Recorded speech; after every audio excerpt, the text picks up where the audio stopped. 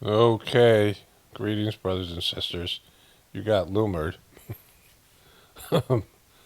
Yesterday I was covering this. I guess this was going around the internet because of her meltdown about how she can't make an income, even though she's one of the most shekelled people up there. But she was on Alex Jones. You guys probably saw my clip. That was from the video that's up today, Thursday, October 30th. This video I'm making now, the one you're watching, will be up tomorrow on Friday. Um, so she's been bloomer, right? And this somebody posted this on Facebook, and I barely ever go on Facebook, so it's amazing what I see. So there was that. This is going to be kind of an epic video. So Erika Kirk is still crying, which is great. There's a Candace Owens thing where she's really kind of started going in on the Trump family, which I'm very grateful that. Well, here, let's get to this thing here first. So, man claims Charlie Kirk bullied him so relentlessly in high school that he nearly lost his will to live. So, this guy, who probably can be, um, not this guy, he just looks like a kind of guy that would do that, right? But this guy, um, Nick Caputo, was dad died, and Charlie Kirk bullied him for it, and he wrote this tweet here. Charlie Kirk bullied me relentlessly in high school to the point I had a suicide attempt before the age of 18. I feel sympathy for his wife and kids, and only them. I also lost my father very young, something Charlie knew, as he was giving me hell. The only reason I want to go back in time is stop this from happening is because of his kids, so they don't have to experience the same thing. But I will never, under any circumstances, feel sympathy for this terrible person. So that was this guy. And you could see that based on how he was kind of obnoxious and he kind of bullied these college kids. So, may or may not be true. This is AOL, by the way. AOL still has a news site. It still has an existence. I think people still use it for the mail. But, there's a point where everybody was using it and now nobody does. But, it still exists. It's like a memory. But, I want to keep that in mind as Candace Owens is talking about her, how great Charlie was and these things.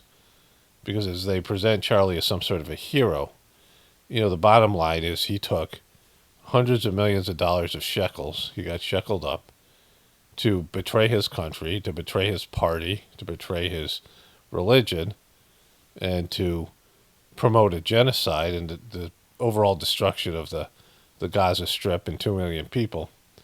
And so many kids were killed.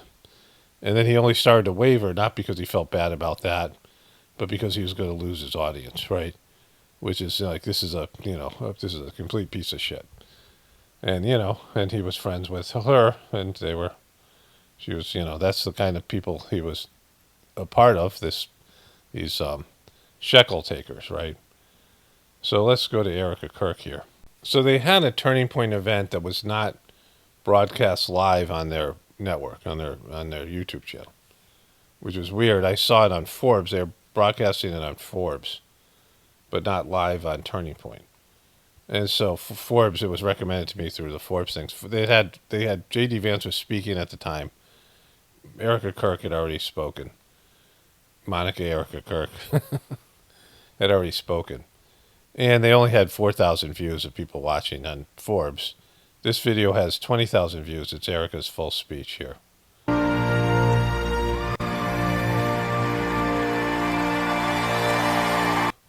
Wow, I can't.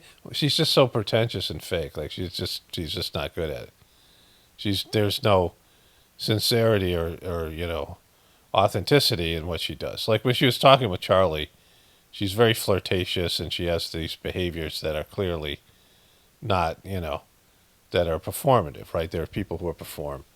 Women, I think, feel more pressure to perform. And so, when you're in awkward situations, like people are in awkward situations, you're not gifted socially like myself. it's difficult to navigate those kind of interactions. As my wife and I were walking, and we went by these people, and they said something about the weather, and I was just joking with my wife. But from now on, when I see strangers, I'm just gonna go, "How about the weather? Weather, weather, weather." Like just that weather. Crazy. This weather. There's weather today. Like because people don't know what to say to people, right? You have to have these icebreakers and way to deal with social interactions. But she is not good at grieving. She's not good at having sincere emotion. She's good at smiling and acting sort of, I don't want to say ditzy because she's smart, but she's not. She bats her eyes. She's very flirtatious. She's very whatever. But she's just not good at it, right? So this is a problematic. They miscast her. Right, so she already did dab in her eyes.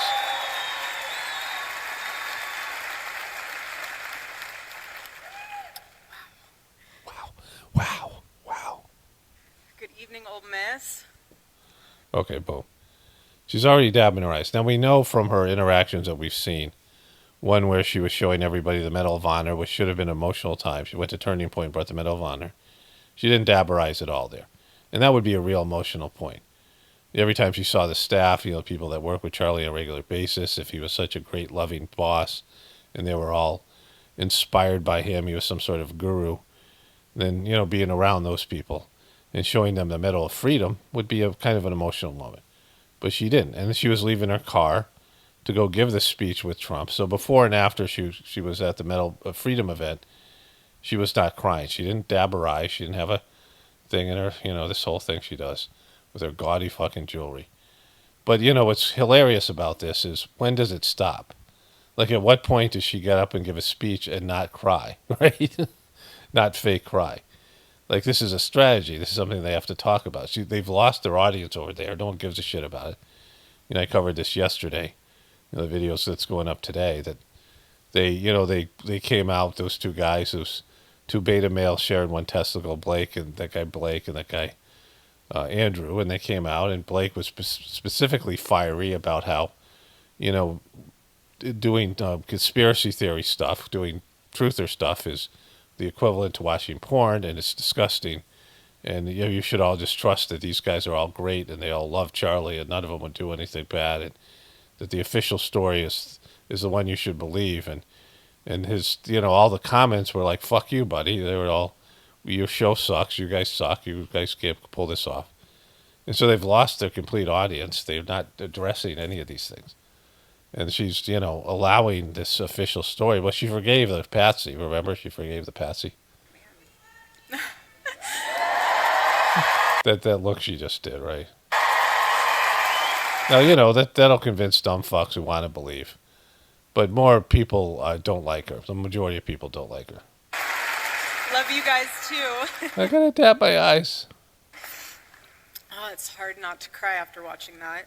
I haven't seen that portion of it. Okay, so is that real crying? Like, what's... that doesn't make any sense. Like, there has to be tears to dab. You can't dab the tears before they come out of your eyes because it hurts. Like, you can't dab the eyes themselves. You gotta wait for the tear to come out. Him saying that video since that day happened. But Charlie, when he came onto campus, he loved to immerse himself in the culture of the campus that he was in. And so, from word on the street, you guys have... Yeah, because he was a what do they call that thing? Panderer. He was pandering. A chant out there.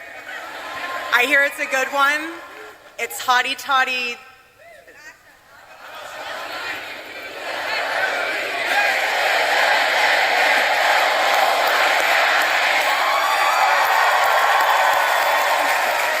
Pandering.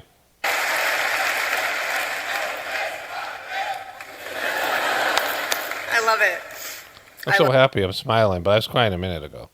Love it, but it's a tremendous honor and blessing to be on stage today, and this is what Turning Point USA is all about.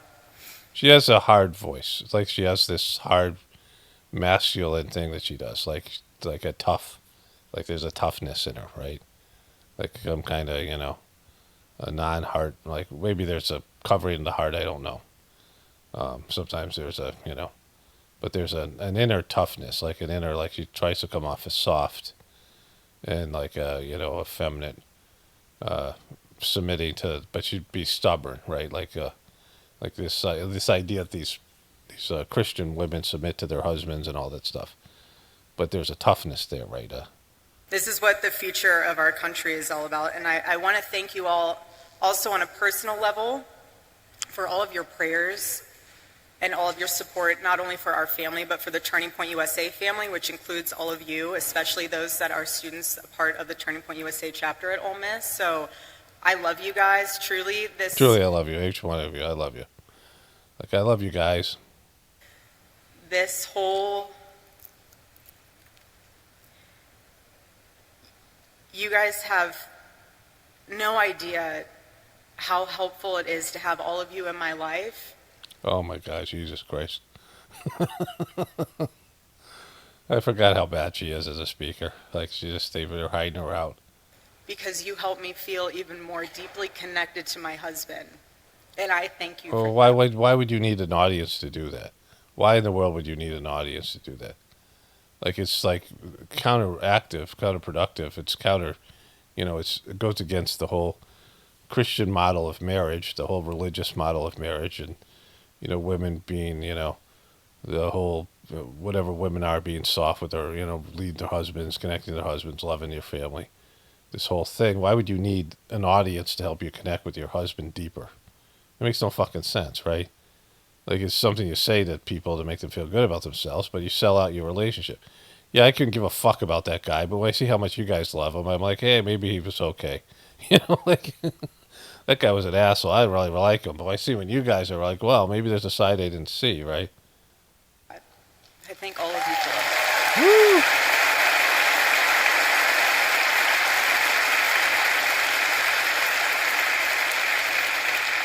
And I say that also because you guys are the heartbeat of Turning Point USA. You're the heartbeat of this organization. And every time we were at an event, especially one that Charlie was speaking at, he would always ask beforehand, he would always ask Mikey or the team. Okay, so she was just laughing. Mikey's the guy that's fucking, he's the one who's he's the guy who was on the phone right afterwards and all that shit. Now, if she was smiling happy, I was like, oh, maybe she's not going to dab as much. But she does it habitually, right? Say, who in the audience is a Turning Point USA chapter leader or chapter member? And whenever there was a student there, he would stop everything before the event and he would sit down with them. He would ask you what your name is, what you're studying, what is the issues that are going on campus. He would take the time to make sure that you guys knew he was investing into you, into your chapter, into your school. Because he was getting paid 100 million shekels to do it, right? I mean, it wasn't like he wasn't being compensated, bro. Because that was a pulse point for him. A pulse point. And being on campus right now for me is a spiritual reclaiming of territory. And let me explain that because you don't have to explain it. Like, where's your Kleenex? She's trying to dab, but she doesn't have anything in her hand. She wants to dab. She forgot she's got it in her other hand. Switch hands, Monica. A lot of symbolism in today. It's Wednesday. 7 weeks. Yeah, 7 weeks. She's aware of 7 weeks because when do you stop dabbing? Like that's like, when does she stop dabbing? Will she ever stop dabbing? Every time she gets up there, she's got to dab. So there's dumb fucks that buy into this and people who are just, they want to believe. But the majority of people are like, they've lost their audience. They've, we'll go back to, I think I'll do the JD Vance after I do the Candace Owen thing. And the more that I am coming to grips with the permanency of this nightmare, the more... What, the nightmare that God gave to you? More than I'm starting to realize and witness that the enemy, he doesn't want you. He wants your territory. He wants your influence. Okay, so the kid that you forgave, who's the enemy?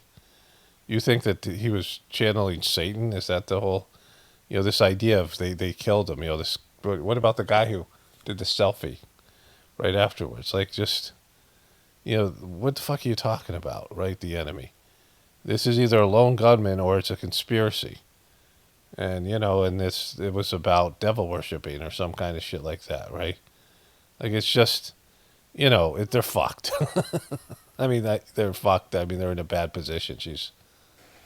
And when our team asked my dear friend, Vice President J.D. Vance, My dear, dear friend, and his wife, Usha. Let me talk about Usha. Like, fucking Usha was amazing. to speak today, I really prayed on it because obviously it's a very emotional day. But I could just hear Charlie in my heart. I could just Look up to heaven. Look above. hear him say, "Go reclaim that territory, babe." Babe. That's what he said in my heart. That's my heart was. He said, "Babe, go grab that territory back." Go. The battle's already won. God's love conquers. God's love conquers. Nothing about God's love. Like, it's just words they use, right? There's nothing about God's love in Turning Point. You don't feel God's love coming streaming through these people. They're not conduits for God's love. They're political, and everyone knows Trump's a piece of shit. Candace Owens just finally come to terms with this, which I'll get into in a moment here. I'll show you that because I have something to say about that. And that's why I'm here today. I'm here because this moment, it can either be your breaking point or your wake-up call, essentially your turning point, if you will. And at this moment, every single one of us has a choice to make, whether we stand for freedom or we're just going to fall for everything else. What do you mean for everything else? Like, what are you talking about? You guys are you have a business model and you have fucking employees and you have mouths to feed, and that donation money's not going to last forever with your gaudy jewelry habits and your daughter's blueberry fucking addiction. So, and so, the thing about this is that I can speak from my own experience that very few people like the higher. And so the higher of Turning Point is what she's saying. She likes to represent the higher. She wants to be positive. She wants to forgive the patsy. She wants to go up there and take the high road and not get into it with Candace Owens and not, be negative, but just talk about how great it is and be inspirational. And people just don't like that shit. They don't care about that shit. They want drama. They want dirt. They want filth. I mean, that's where people are at, right?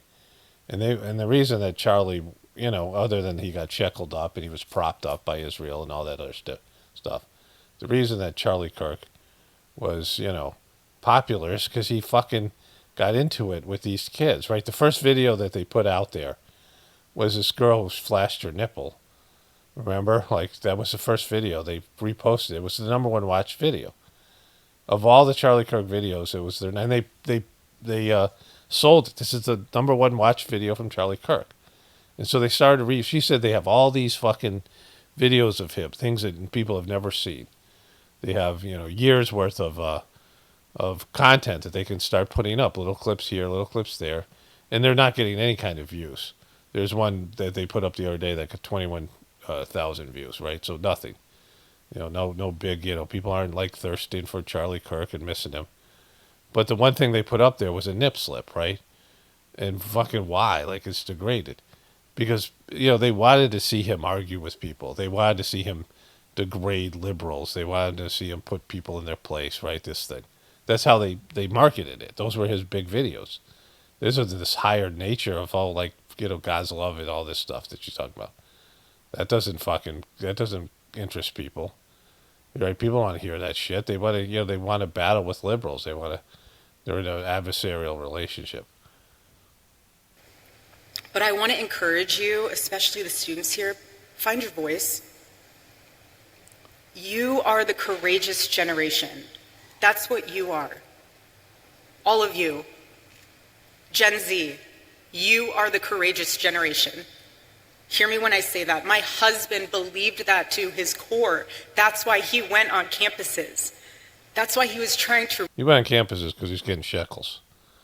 Like, fucking, just be transparent. See if they, they're being honest. I mean, he took fucking money from a foreign country, not in a fucking out and out way. Like, he didn't get a check from Netanyahu. He did it in a much more insidious way, where these handlers would come in and give him tens of millions of dollars, build buildings, promote him, prop him up, and get him out there shilling for Israel. And tell everyone that's what his big thing was. He was going to college campuses because that's where Israel was losing their propaganda war. He was supposed to go on there and convince these kids and sell this fucking bullshit and promote a genocide. Like, that's his job. He's a piece of shit, right? It's not about the future. It's about, them having an organization, them having political power. Certainly wasn't about Jesus. Reach you. You are the courageous generation. Own it. Own that shit. Here we go. She starts to dab over here. But what I've been able to sit back and witness is the leaders that have stepped up to ensure that chapters can happen. For example, I don't know if you guys saw what happened earlier this week with Governor Ron DeSantis, which is amazing. I want to give him a massive shout out because Ron DeSantis is a piece of shit, and he's only doing this for his own political gain, right? He said, we're announcing a partnership with Turning Point USA. We want to make sure that all high schools in Florida, anybody in a high school that wants to start a Club America chapter will be able to do that. There will be no impediments to that, and certainly no discrimination. That's amazing. That's amazing. So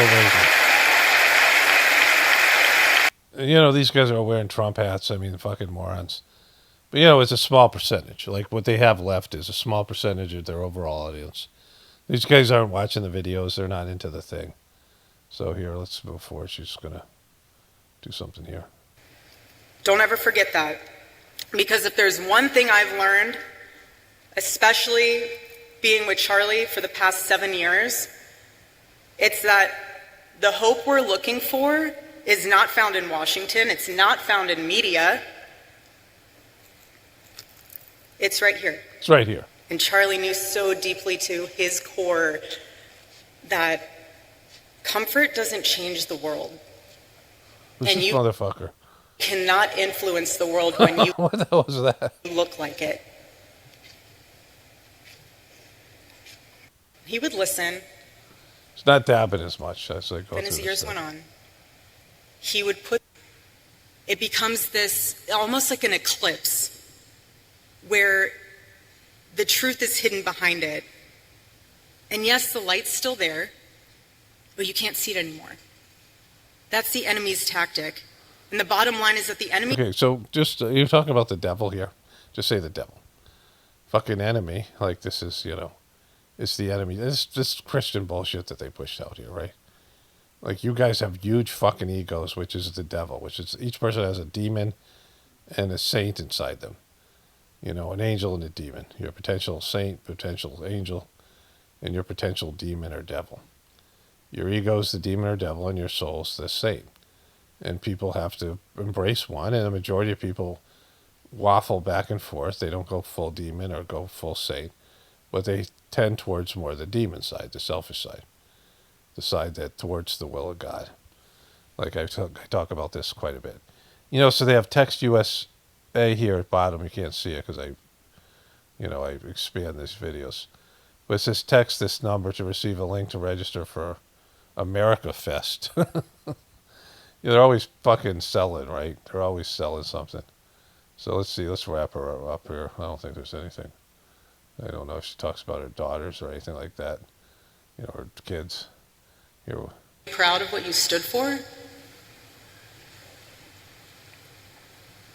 Will you be able to say that you ran the race? That you fought? She's not whispering as much. Fought the good fight? Or will you realize that you wasted your time that the Lord has blessed you with chasing after things that didn't even matter? Like gaudy jewelry and Hold that. beauty queens. Like she was a beauty queen. Like she was fucking. She went to various states. I think she went to a number of states trying to be Miss fucking Mississippi and Miss whatever before she got to be Miss Arizona. And then, the whole thing that she did with Charlie, like that was a good, that was, beauty pageants are a real, a valuable use of your time. Into perspective. Wise use of your time. Remember, being the courageous generation that you are, stand up for the truth, defend life. She shakes her head no all the time. Love your family fearlessly. Love your spouse fearlessly. Fearlessly. Love this country. Defend her. Shake her And head. serve our God. Serve our God. No. And don't think that it's someone else's role to do it. No. You do it. No. You do it. Do it for Charlie. No. Do it for Charlie.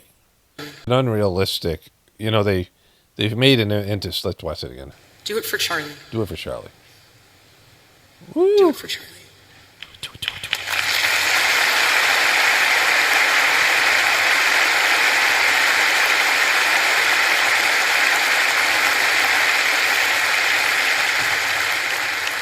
They don't like him like that. I mean, he doesn't have that kind of fan support. People aren't, it's over. Like, he's just, what they've replaced him with is just not up to par, and he's subpar. And he was, a shekel-taking guy. There's no reality in it. They have this thing with Rumble, which I don't know. They post these things on YouTube, but they're trying to promote Rumble, which is, I mean, like it's better for them than YouTube, but they're using YouTube. I mean, they need YouTube to give them good algorithm, give them, good love and send out notifications. And they're, that's not a wise decision, right? Like their Rumble channel isn't doing shit because those Rumble channels don't do.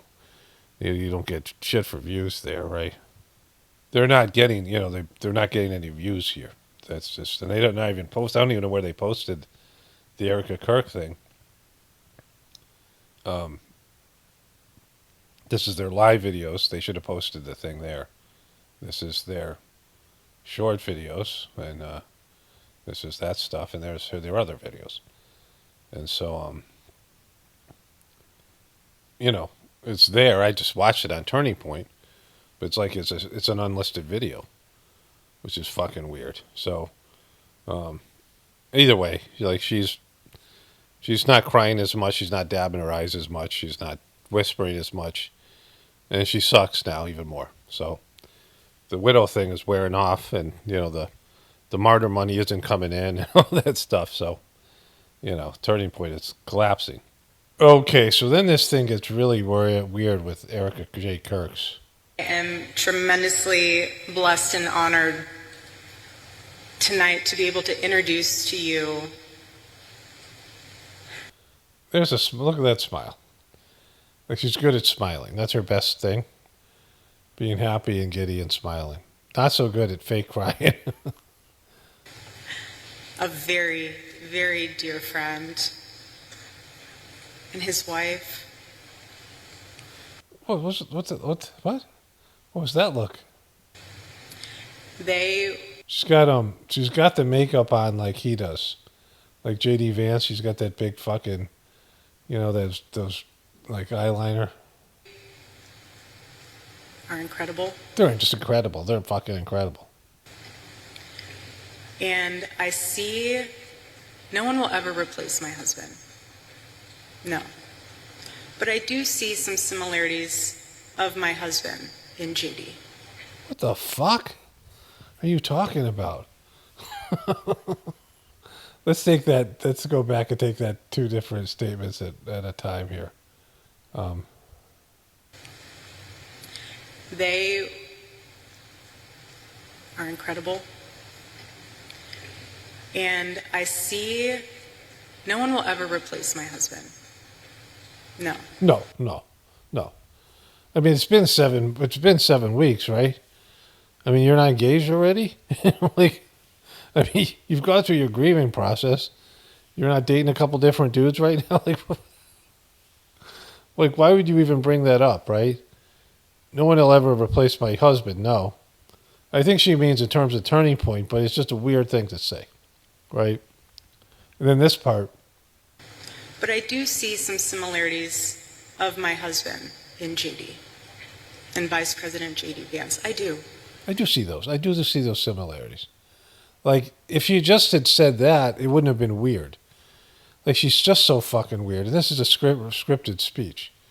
Like, they're just so fucking weird over there. They say weird shit and they do weird shit. Like, completely clueless shit. For people who are supposed to be amongst the people and figuring out what's going on with the youth and talking to people and kind of understand where they're at. And, like, she's fake. She sucks at the fake crying. She, came out 2 days after he died. I mean, 1 day after he died and was posturing and posing and doing social media bullshit. It was fucking weird. And she's done a bunch of weird shit. But to say no one will ever replace my husband, no. But this guy, J.D. Vance, I see similarities. There's nothing there. They don't have any similarities, right? And I mean, they're both fucking shills. They're both taking the shekels. They're both taking the shekels from behind. And that's why I'm so blessed to be able to introduce him tonight, because he understands the fight that we're up against, and he can articulate that in a way that transcends race, that transcends demographic backgrounds. He's an amazing man. Amazing man. Demographic backgrounds. What are you talking about? He's on the side of fucking racist. And I mean, he's just an absolute piece of shit. J.D. Vance is the worst. Like, he's just so annoying. And he's smart, Well, we'll get to that later. So please help me welcome to the stage Vice President J.D. Vance. Woo. I am honored to introduce a friend of mine, somebody that I have just been so thrilled to see ascend American politics. His story is uniquely American. Growing up in poverty, difficult circumstances, serving his country honorably and heroically in the United States Marine Corps, being an America First champion in Congress, and somebody who I know will bring this vision to make America great again. Join me in welcoming J.D. Vance, everybody.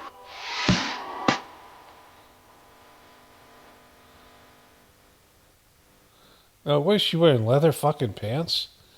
Now, she's trying to be casual. She's wearing, like, leather. It's like fucking pleather pants and a t-shirt. Like, and they're still the black. But she's no longer, the black and white. She always wears the black and white. And then they get, like, she puts her hand on the back of his head, right? Like, what the fuck?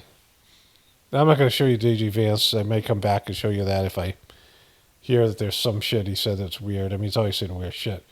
But look at, like, he's not grabbing her ass yet. Like, what's the fucking, the weird shit she said about no one will ever replace my husband? No, but this guy, he's, like, similar. Like, what the fuck is that, right? Like, that's a very fucking intimate pose. Look at, she puts her hand up here. Where's going on here, right?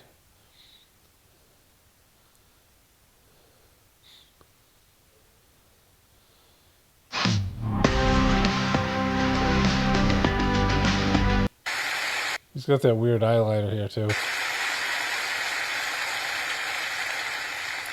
And that's why, my friends, that's why we care so much about free speech. All right, she's just so fucking weird. I mean, just weird. Okay, so just a little meta thing. When I take a video in, when I take it on ScreenFlow and then I bring it into Premiere Pro, when it's a full screen video like this, I make it bigger by 28%. So it's 128%. And I did my first voiceover yesterday for my 228th version of the Journey series. And then I just added a voiceover this morning. And I saved it as, I save them in order, like 228A, 228B. And I saved it as 128. And I'm like, I didn't realize why I would do that. And I went back, it was 228B.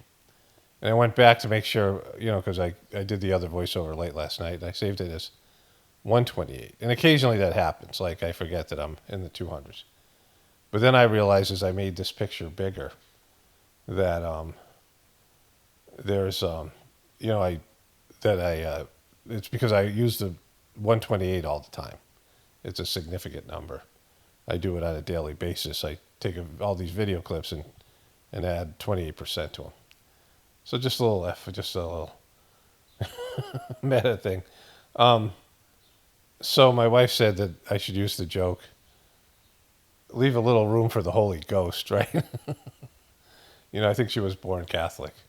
And if there's, and I'm not going to show it to you because I don't have time to do it, but Al Roker, he glitches out, the weatherman Al Roker, when they were talking about dancing, doing 8th grade dances at a Catholic school. And the nuns used to say some room for the Holy Ghost. And, she's just, but the hand on the back of the head is just too much. And then I saw there's an interview she did with Jesse Walters, and she's mugging it up with him. I'll cover that in the beginning of my next video because I don't want to make this all about that. And Cuckturd, Erika ditched the whole tarred wife routine faster than Trump ditched all his campaign promises. And here's the way she was before, and then here she is in her, I don't know, the slutty version of the lead character, the lead female character in Grease. Remember, she becomes a slut at the end of the movie. That really gay movie with John Travolta. But anyways, my wife is saying people are saying that she's going to replace Usha Vance. And number one, I don't think J.D. Vance is ever going to run for president or get serious consideration. I don't think people like him. And he shouldn't be liked. I don't think he's... I think Trump's going to tank so bad, people on the right are bailing on Trump so much. I don't think that he's a solution. The vice president is often not a good candidate. So there's that. And she's not going to replace Usha because she's... that would be weird. And the biggest part is she's not liked. There's all these memes about her now. And there's, you see a lot more memes about her. And there's the grief, the grieving widow thing. There is a period of time where people are kinder. But everyone sees her as fake. She just doesn't, she's not good at it. The Jesse Walters thing, she's dabbing her eyes. I mean, I'll show you that in my next video. But it's just, she's not likable. I don't think women will like her because of the whole beauty queen thing, the way she comes off. And she's very, off-putting to guys. I mean, she should be, not in terms of her, beauty contest stuff, but just the way that she acts and the fakeness and all that stuff. She's just one of those people who is just, anybody who's looking for authenticity. People are looking for authenticity now. And so TPUSA is tanking. And so, because they're rolling her out now, they're trying to have her salvage what's happening with them, and they're not embracing the narrative. They're not walking away from the narrative. They're not embracing the truthers, people who are seeking truth about Charlie's messed up death story, right?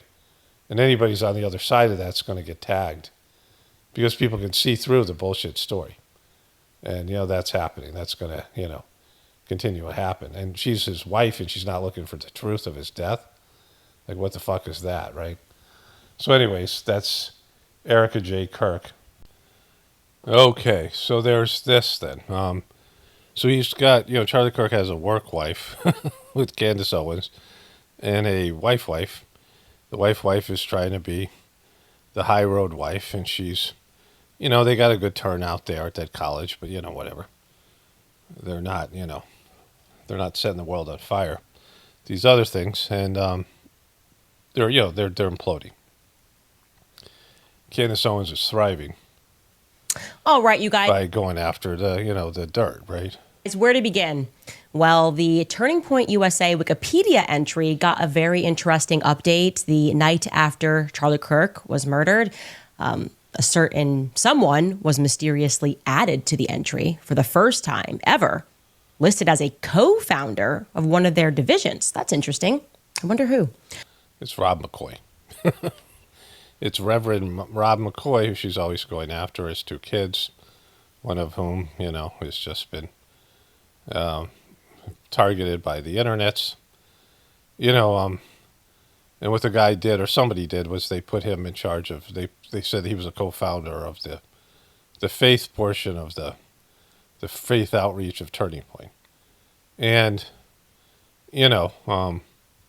that's pretty fucked up, but that is whatever it is. But this is the part I want to get to here.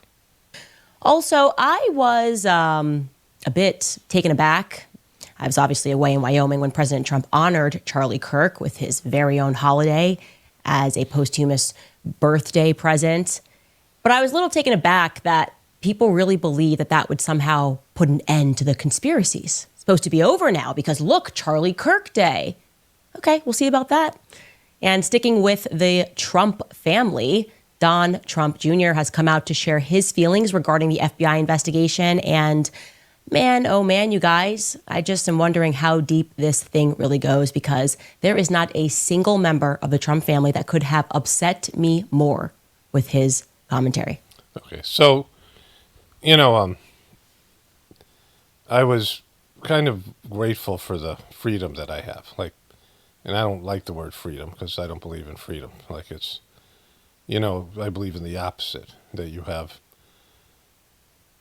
all these wrong choices and you only have one right choice, and you have to make that one right choice because that's what God and your soul wants you to do. And, there's no freedom in that, right? But there's, in terms of what I do here, I don't have people, I don't have a handler, I don't have employees, I don't have a huge audience, I don't have any of these things.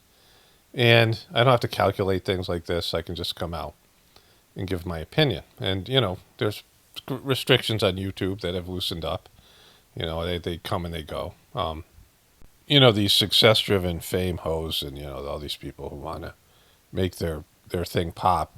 Like Candace Owens had to get in bed with this Charlie Kirk character who was shackled up, and she had to be shackled up, and she had to push Israel and push Republican bullshit. And they both had to sell Trump, who we all know is a piece of shit and has been a piece of shit since the beginning. He was entertaining. He was different. I liked Trump the first term for 3 years, but then he crapped out, which we knew he would. It was inevitable. He's selfish and he's a grifter and he can't deliver, and there's no way to make America great again. It's all bullshit, right? It's all, it's all political lies. And we all knew this. I mean, deep down, everybody knew it. She knew it. And so, but they have to think about their audience. They have to think about, so many different constraints, so many different things that are out there. And they just can't go and tell the truth, or they can't see it because they have to convince themselves of something.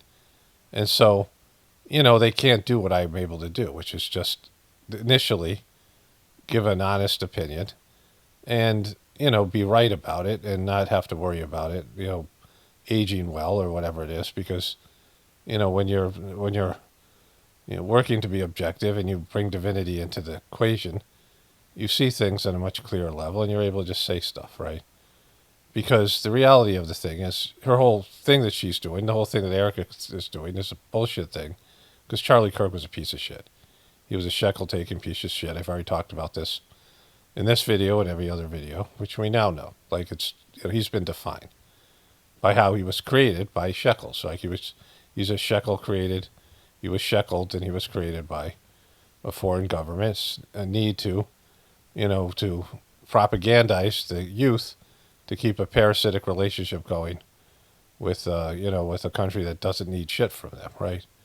It's not an equal relationship. America doesn't benefit, so they have to use devious means to keep this relationship going.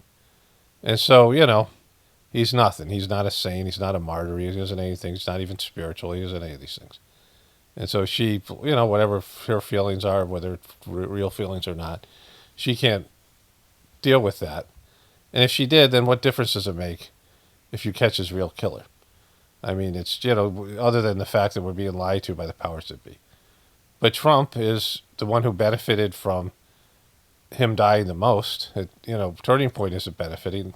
I mean, these guys are all grabbing onto the the power they want. They think that they can get the same thing out of the same shekels out of this organization, but they can't. So Monica, Erika Kirk, and the rest of them are screwed. It looked like they were going to benefit at first, but they've tanked, right? They've failed. They've lost their audience. And Israel. So the two entities, Israel, Netanyahu, and Trump, are the ones that have benefited. It's clear that that's the case. It's clear that they're all pushing this bullshit official story. Trump just did it. I showed you the chemtrail thing. Whenever they're pretending to be transparent, they always embrace the official story. They never change anything. And so it should be known by everybody. And the stuff with the terrorists, the economy, and all the shit that's going. And, there's a food stamp crisis coming. The reason they give food stamps and welfare is to benefit the food industry, one, and keep poor people from rioting and stealing other people's stuff because they're starving. So there's always going to be some poverty. There's always going to be some unemployed people. And welfare and food stamps is just there to give them just enough so they don't go apeshit and riot. And so, and with the martial law plan, we don't know what Trump's going to do here, or the Democrats. And, of course, the Epstein thing is, he wants a distraction from that, going, viral again. And so all those things, right? The reason Trump won from the Charlie Kirk thing is because he was going to be dead in the water with Epstein, to whatever extent that means, right? But, in all that, I appreciate that I can just say things. And these people all have to fucking go through some process to get to the fact that Trump's a piece of shit. Like, Candace Owens is the only one willing to really kind of fully out say that now. And she's not even saying that, right? And, and not say anything about what Charlie was and what Erika is and what the rest of these things is, because, they only deal in partial truths. They only deal in the truths that they can sell to their, their bogus narrative to keep a large audience of dumb fucks, right? So, I'm free from the dumb fuck. Like, I don't want dumb fucks. And so that frees you up. Like, it's so liberating not to have to pander to dumb fucks, right? There's, your audience is always going to be small because most people are dumb fucks, right? But, by not pandering to dumb fucks, not making contact with dumb fucks, or not making content for dumb fucks, it's just so liberating. I highly suggested, not having dumb fucks on your audience is just great. They show up and you mock them and they leave, and they leave butthurt because they don't understand. They just, they bump into shit on the way out because that's what dumb fucks do. Anyways, we'll get back to this. I gotta go take a break, and I'll continue this probably later today or tomorrow. Okay, so there's a part of this thing where Candace gets into it about Trump, and then with Donald Trump Jr. said some weird shit. And that's the main thing I want to cover was Donald Trump Jr. But I want to go to Cardi B first, and then a comment, and then Cardi B, and then I think that's it, then come back to this thing here. But there is one thing I want to show you that goes with the bullying thing that I showed you earlier. I thought of after the show yesterday that I wanted to share with you guys regarding Charlie as a child. Charlie was obviously an extremely gifted child, so much so that he was hyperactive. He was actually always hyperactive. That never went away. He couldn't sit down. He was never idle. He was always working. But he was so gifted that, of course, doctors immediately wanted to put him on ADHD medicine because, well, why is he so hyperactive? Something's wrong with him. Let's drug him. And thankfully, Charlie's parents said, absolutely not. You're not drugging our son. He is actually, in fact, gifted. And he's kind of a bully, right? And he's supporting a bully in Donald Trump, right? Like, Donald Trump is the, ultimate in being a bully. A guy who's kind of a pussy, coward, he's always got more leverage on his side when he picks fights, right? He's always got the upper hand, all that kind of stuff. A classic bully. And Charlie Kirk, I don't know if that story's true or not, but it's definitely how I see the guy. And how he bullied the kids on college campus, and he was in a position of power, and the way he dressed them down and then humiliated them, and then made, the titles of the videos that he put up and all that other stuff, was all bullying stuff, right? And, demeaning towards liberals and college kids. And, college kids are stupid. Like, you're just out of your house. You're just learning to be an adult and be on your own a little bit. And college is, is an interesting environment. And you can have growth, and there can be good things that come out of college, but Also, a lot of fucking bad decisions, right? There are a lot of bad decisions made in college. And for a grown ass man to go in there and debate these kids when he's got such an unfair advantage, it's cowardly behavior, bully behavior, and be doing it on the behest of Israel and be a shill, which we talk more about when we get to Trump. And they instead opted to send him to a school for the gifted.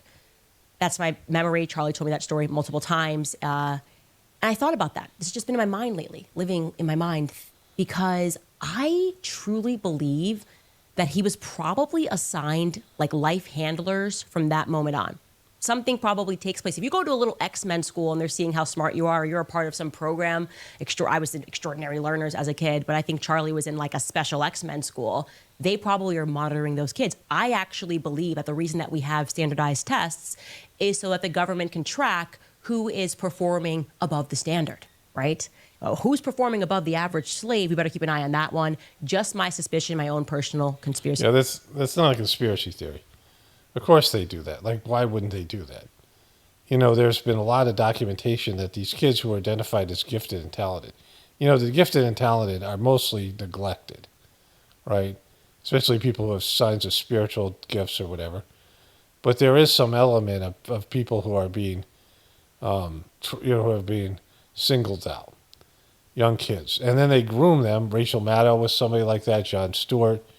You have these people who, that's just a few that I know that were part of these programs, these gifted and talented programs. Many of them would go to Washington, D.C.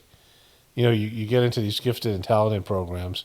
I know a kid who was offered a chance to go to Washington, D.C. based on this, someone associated with my family, right? And so there's these programs, and they're trying to identify future talent. A lot of those people become CIA spooks. They become, agents in CIA or whatever it is. They're groomed for something. Barack Obama, his grandparents were more than likely in the CIA. His grandmother worked for a bank that was, the CIA is big in Hawaii. We know about Edward Snowden and that whole thing over there.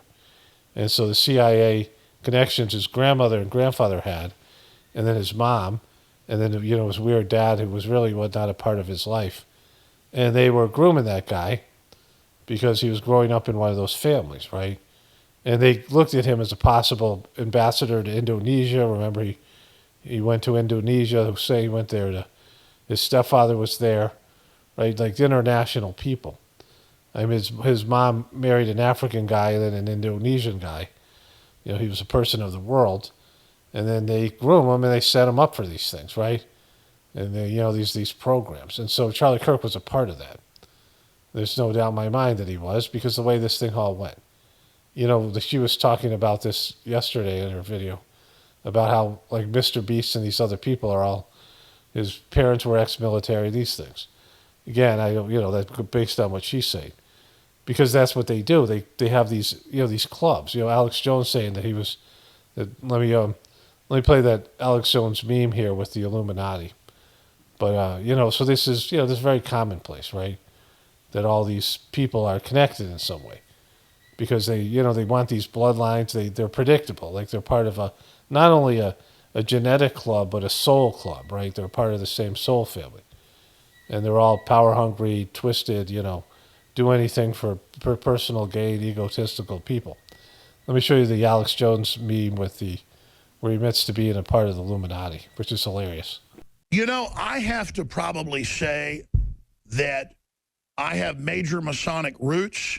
A lot of my family, because Texas was pretty much Masonic through and through, was Masonic, high-level Masonic. And they were very, very good people. George Washington was a Mason. And all it is a university study of religions, of philosophy, and of building, and of mathematics, and of agrarian systems. And so what you see as Masons today is just those schools going on. And there have been hundreds of different variants and groups and Rosicrucian orders within the Masons, and the Illuminati, founded in Germany, was a counter-Illuminati to the real Illuminati. And yes, undoubtedly my family on both sides on the Mayflower hardcore Protestants. You could say Rosicrucians. This country was founded by real Rosicrucians, not the Rosicrucians you see out there today. And so undoubtedly, if you want to say it, I mean, I would say I come out of a classical Enlightenment family of what you would call real Illuminati, real Enlightenment. And I'll just say it here. When everybody asks me who I am, I'll tell you. There's no secret society. There's no secret messages. There's no secret handshakes. Okay. So that's Alex Jones. You know, Alex Jones he never say anything bad about Israel, even when he was better. Like, he got worse over the years. But even when he was, like, having quality guests, and he wasn't as crazy, it's more entertaining, and he had a better show years and years ago. But even then, he would always dance around Israel. You know, I just listened to most of the Dave Smith debate with Josh Hammer. And it's a turning point thing. I'm going to cover that maybe 2 or 3 days from now. I have it up on my toolbar. It's amazing. And it's going to be a longer video, and I'm going to need more time. I'm doing more, taking advantage of some more nice weather coming up. But, and I have other things, but that's unbelievable. And it's something that I want to get into. But, there's this thing coming up with, like I said, we'll get back to the Candace Owens stuff with Trump's fucking douchebag of a son. Not the one who's, I don't think he's a good boy. Maybe I'll play that meme if I remember. But there was a comment that I got from somebody. And here, I got to go find it. Okay, so I was looking for the comment. I found another great one. You lost me when you used our Lord's name in vain. Goodbye. That was wonderful.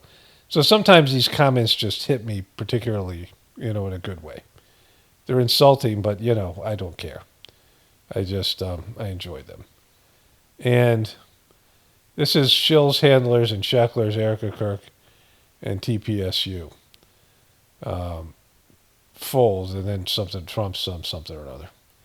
It's cut off, from my, whatever. Here I can read the whole title here. Trump's chemtrail reveal fail. All right, so there was this thing where this guy said that, Candace Owens, first this guy said Kanye ripped a hole in reality. And Candace Owens changed it to Charlie Kirk ripped a hole in reality to the title because she wanted to get more views. It was really her because she's the one who got Kanye. Kanye tweeted about her, and she was the one who was most interested in trying to connect with Kanye. But either way, I made a joke about it, which this person took offense to, right? And so this person said, you said if Charlie could rip a hole in reality, why couldn't he stop his murder from happening? Charlie had nothing to do with Scott's comment and Kanye's tweet to Candace. You talk a spiritual game, but you're not spiritual. You're more fake than the people you critique. That's not said with venom. It's reality. The most thing I want to talk about is it's reality, right? But you talk a spiritual game, and so, but you're not spiritual. Now, I never said I was spiritual, but I do things that are legitimate. Like, I pray for everybody in the world at 9 p.m.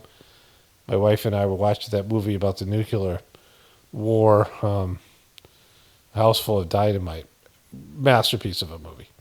It's I'm going to talk about that separately in a video, probably not tomorrow, but the next day. This video is going up. Today's Thursday, October 30th. I'm going to complete the rest of this video tomorrow and hopefully put it up tomorrow night. Most likely that's what's going to happen, depending on how long it will take, and it probably shouldn't take that long. But I'll talk about that probably. So this video will be up on Friday, so maybe a video on Saturday. I don't know. Who knows? But I do want to talk about it. Very important. And, we turn off the TV and we say the 9 p.m. prayer almost every night, for years. 15 minutes praying for all the people in the world to come to spirituality. The last 5 minutes or so, it's just, if you do the prayer the right way, you can feel a transmission. Praying all of my brothers and sisters are filled with love and devotion, and real faith is growing stronger in them. I've done that for 32 years now, 1993. So what is that, 32 years? I've done that every night for, almost every night for that many years, right? And I've meditated, varying levels. I mean, it was more disciplined in my practice at the beginning, and gave many sittings and did these things, and then read spiritual books and went to these spiritual gatherings and all these things, right? I put effort into it. Like if you work at something for 30-something odd years, you learn things, and I know things, and it's undeniable. I mean, people will deny it, but it's there right in front of people. Like I have spiritual knowledge, and I have, some spiritual gifts, and people can feel the energy that comes through me. But that doesn't mean I think of myself as spiritual. Master Charji, the person that the most spiritual person I ever met, he wrote in his diary, there are times that he wrote in his diary, he felt like the most unspiritual person in the world. So there's none of those things. It's always a work in progress, right? But I'm not claiming to be anything. And so to say you're more fake than the people you critique, in what way am I fake, right? Like, I mean, I'm an asshole, right? And so if you're saying here that what I'm saying is mean-spirited or, not spiritual, well, some of that's true. Like mocking people isn't spiritual, but I've explained that before. This is part of my job, and I have to do something. It's part of my, what I do to the defense mechanism, these things, right? But, I worked hard at that part of my spiritual life. My ex was, she didn't think I was funny, and she was very highbrow. She didn't have a good sense of humor. She was, kind of she had some Erika Kirk in her, right? But she was, abused physically and emotionally by her mom and sexually by her dad. And that was her story. And she was pretty twisted and MK Ultra kind of, like MK Ultra adjacent. Like she was one of those kind of people, like had been, tampered with. And she was pretentious in her, in the way that she presented herself. But I'm not pretentious. I can't fake things. I don't know how to fake smile. Like I was able to do it for a while, then I couldn't do it. I lost it. Like I had it, then I lost it. But I'm not good at, doing things I don't believe in. I'm not good at lying, any of these things, right? So, there's nothing about this where you could say that I'm more fake than they are. If I was more fake, I'd be way more popular. If I could fake things, I'd be richer and more famous and more popular. But I don't like any of that shit, so I just, I'm able to say what I need to say. Like, that's not a real critique. And the person saying, that's not said with venom, it's reality. You're the guy? Oh, you're the guy who sees reality. Why didn't you say so earlier, right?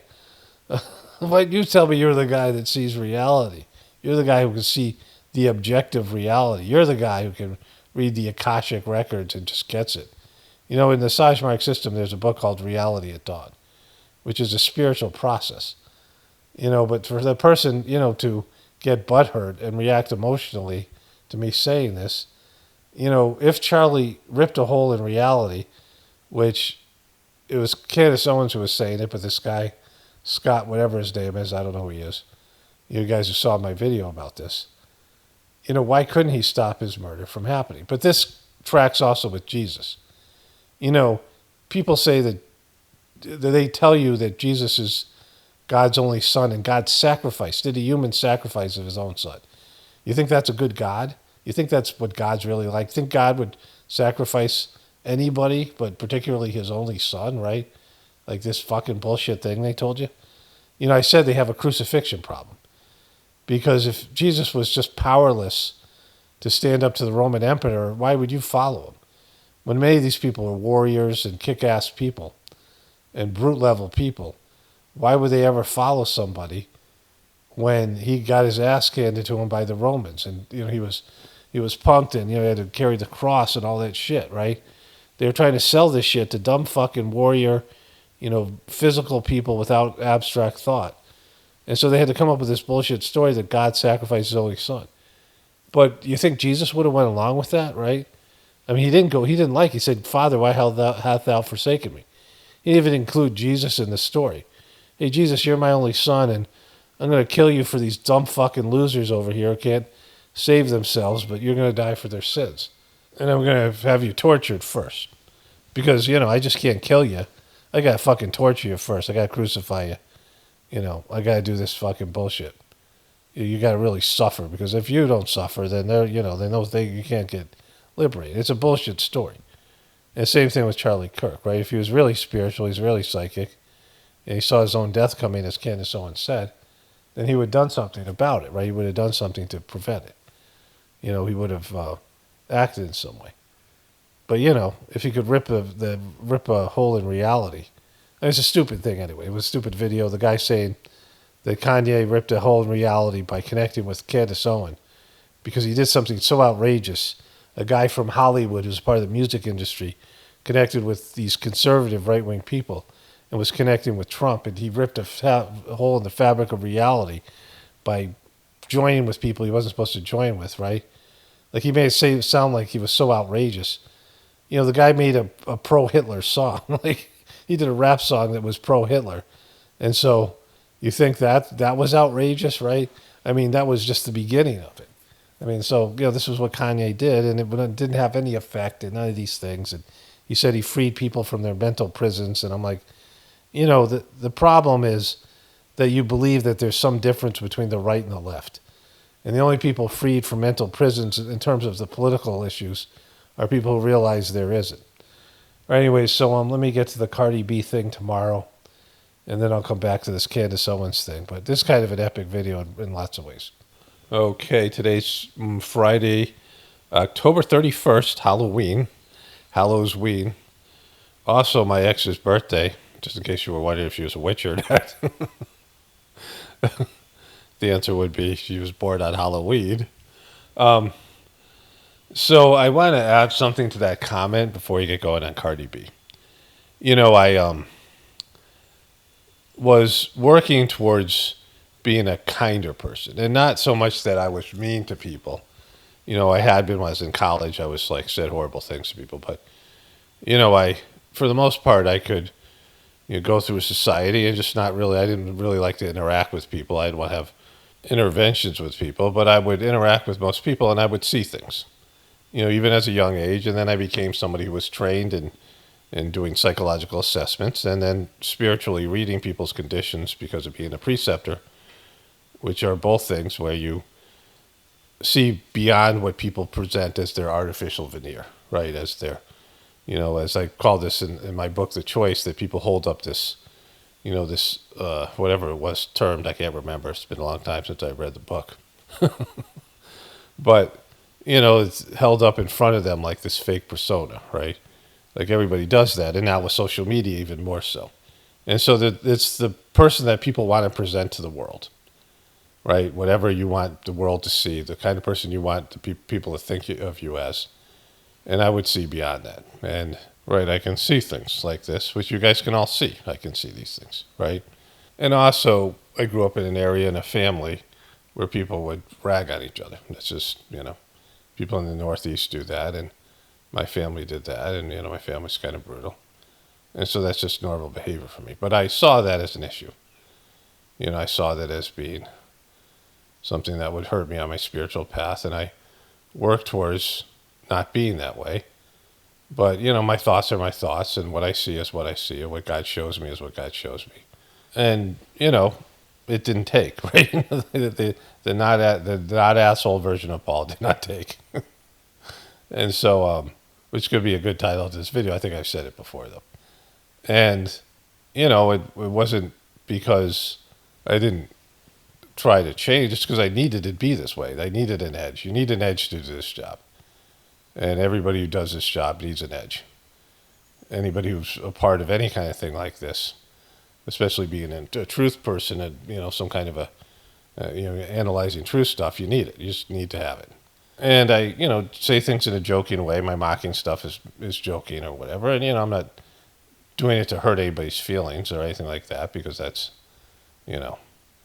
That's not the point of this. And if somebody's doing great spiritually or they do good things, I am very positive about it. I also can see the positive in people. I can see the divinity in people, but mostly what people are showing you is something different. You have to look deep inside somebody to find the divinity. And usually that's buried, but it's there in everybody, but it's in latent stage, right? It's in a dormant stage.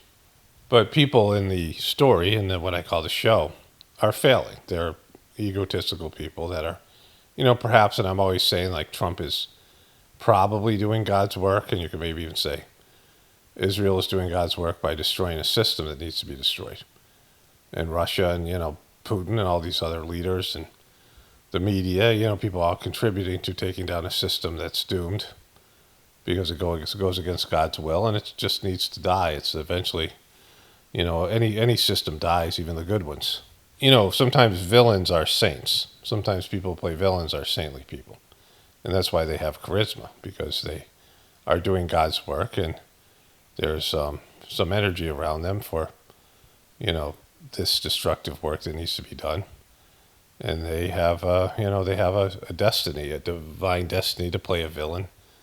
And I've talked about that in multiple videos. So, I don't discount that. I say that quite often, that everything's between you and God, what your role is to play in this planet. Everyone has a role to play, and, oftentimes people don't find their role. And nothing can be worse than that. You just walk around lost and not doing what you're supposed to be doing, right? You're not congruent with your soul, and you're swimming uphill your whole life, and that sucks. And that's way worse than anything I could say to you, right? The truth of that is, people are in denial of it for, no reason, because they're miserable, because they're disconnected from their soul's path. But I will say, and I've said this before, that I wished everyone would be higher developed than me spiritually. I wish people would be farther on the spiritual path than me. I wish I was the worst person in the world, because, it would be better for me, first of all, on a selfish level. But it's not something to be competitive about. It's not something that you root against people finding God. You root against people developing their spiritual capacity. It's something that you should applaud. It's the one thing that I really celebrate when people become spiritual, and they do their spiritual, whatever it is, but it's not something you really can see. It's individual for each person. It happens internally. You can see the changes if you know people, especially if you know people for a long time and you see them change. So you can see it then. You can see the before and after. But it's something that happens internally. But I, pray for everybody to advance on the spiritual path. Anyways, let's get back to it here. Okay, so Twitter recommended this to me.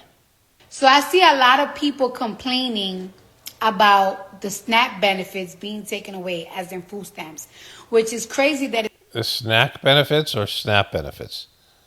So I used to cover Cardi B quite a bit. She's using a filter here, I think. If you see her without her makeup, it's, quite a transformation. And I've wavered back and forth whether she really is this stupid or this is just an act.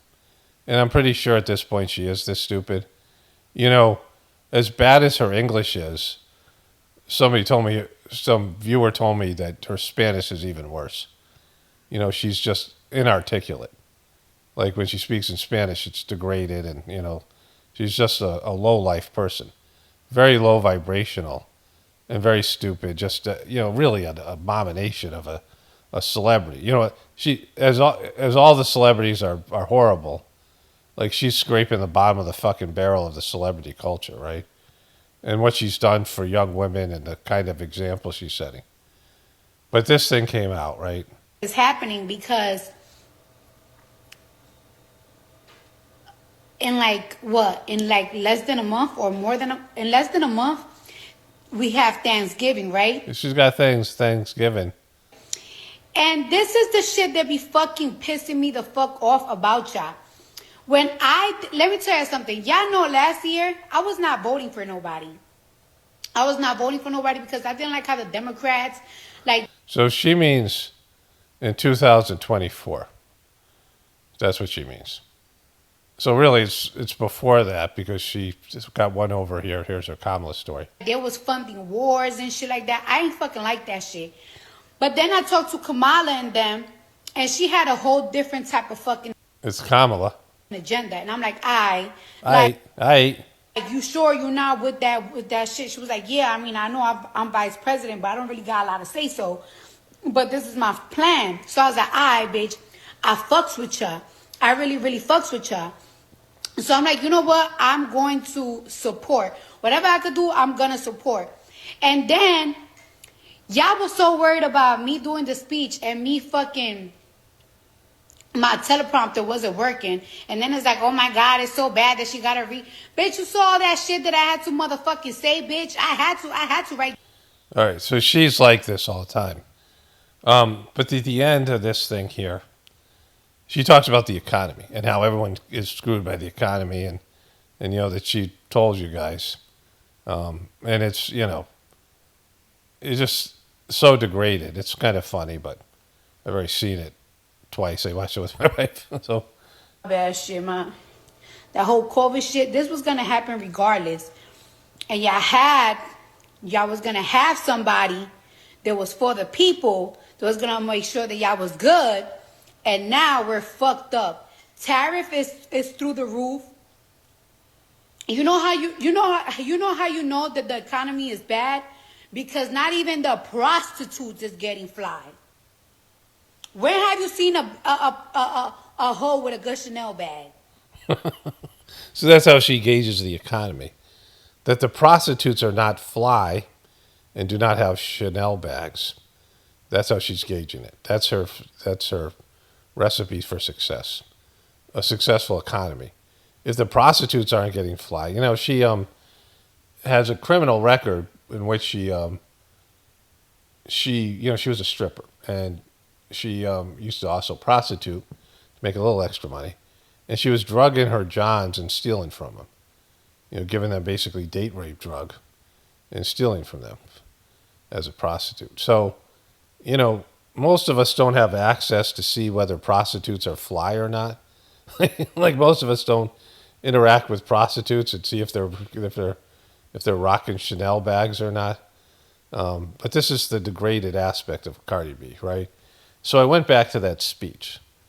At my wife's request, she goes, "Oh, we gotta listen to that speech that she gave for Kamala." And let me give you a little taste of this. So she goes into how her teleprompter wasn't working and how people didn't listen to her because of that.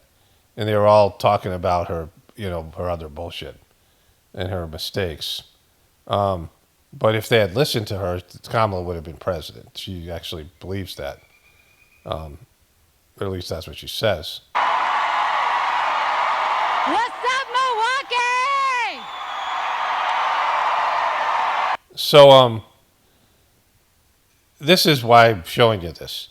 They're going to cheer her throughout. And she is so fucking stupid and so low vibrational and just disgusting. Like just a low life scumbag. I mean, as much as you could be as a woman. Like this is, you know, just a gross person. And really bad example for young women and kids in general. And men, you know, young men who we're seeing this as a, you know, this is like what they're presenting as a woman celebrity. I mean, there's been a lot of degraded women, a lot of hoes, a lot of men dressed as women, like you know, into celebrity culture. There's been a lot of stuff like that. Like there's been a lot of degraded manipulation of the ideal woman. Like these women that are put out there. This is what you should be, right? This is an example of success, or as she says, success.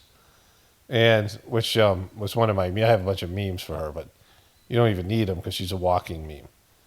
And their applause. Listen to these applause. You know, if you want to talk about idiocracy, like how does she have this kind of support? Woo! How you guys doing? Just the tone of that fucking voice, right?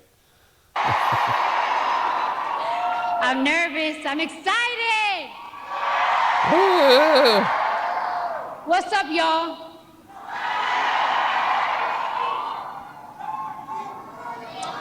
One second, guys. 1 second. The teleprompter's not working. Because you talked about this for a while, how she had a lot of things to say and she couldn't remember it all. And so.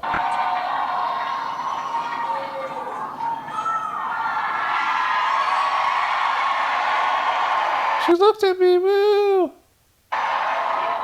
Okay, so I don't take lightly the call. Sorry, guys, I'm a little nervous. I'm a little nervous, guys.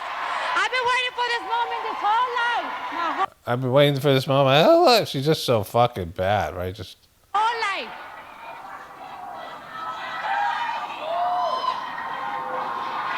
I need patience over here. Patience, where are you, girl? I need patience over here. so she can't. Their teleprompter's gone down, and you know, like she's some like demonic I Love Lucy, like Lucille Ball show. I mean, she's a walking fuck up, right? Hold on. How you guys doing tonight? Woo! How you guys doing tonight? Are we ready to make history? Are we ready to make history?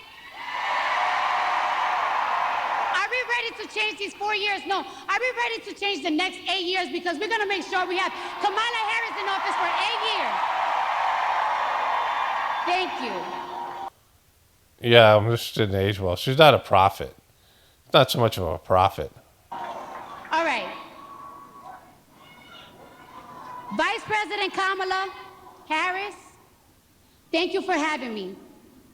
I do not take lightly the call to show up, the call to speak up, the call to deliver a message that's been on my heart for a hot minute now. It's been on her heart for a hot minute now. Woo! I mean, just, you know, listen, like this is what I'm talking about with Charlie Kirk going to college campuses. I mean, there's the dumb fuckery out there, the dumb fucks, the dumb fuckistan. I mean, these are young people, and they're just, I mean, this is the celebrity, you know, the celebrity culture and all these things. That's why I used to cover celebrity culture. Because people barely watch the news. The majority of people don't know what's going on. And they have a superficial grasp of any subject, right? So they can be pretty much told anything. And they don't care about it. But what they do care about is Cardi B or any number of these other celebrities. And it's just so bad. I think it's horrific. Now, I took my time writing this speech, so I'm going to make sure I deliver it right. Yeah, I talk about the Republican dumb fucks all the time, but this is, you know, this is the liberal ones or whatever. You know, they don't care. These kids don't care. They'll be whatever these celebrities tell them to be, right? Because I got something I've been wanting to say for a long time. I've been saying it on Twitter, on my Instagram, and I'm ready to tell it to you now. Woo! Y'all ready to listen? All right, now. Hey. Just like Kamala Harris, I too have been the underdog. I've been underestimated. My success belittled and discredited. My success belittled and discredited. Yeah, you were a fucking stripper and a prostitute, prostitute, right? You know, I mean, it's not, your raps are like degrading, WAP and all that other shit. Let me tell you something. Let me tell y'all something. Women have to work 10 times harder, perform 10 times better, and still people question us how we got to the top. Yeah, stripping and prostituting. Like, women are better at that. Like, women are better strippers, right? I mean, it's probably much harder to be a male stripper. You got to keep your six pack and all that, you know, all the weird stuff that you have to do. It's pretty, you know, counterproductive. It's much harder to be a male stripper, I would say. There's a glass ceiling for male strippers. They'd be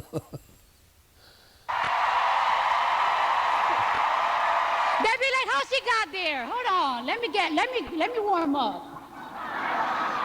Yeah. Let me tell you something. I can't stand a bully. But just like Kamala, I always stand up to one.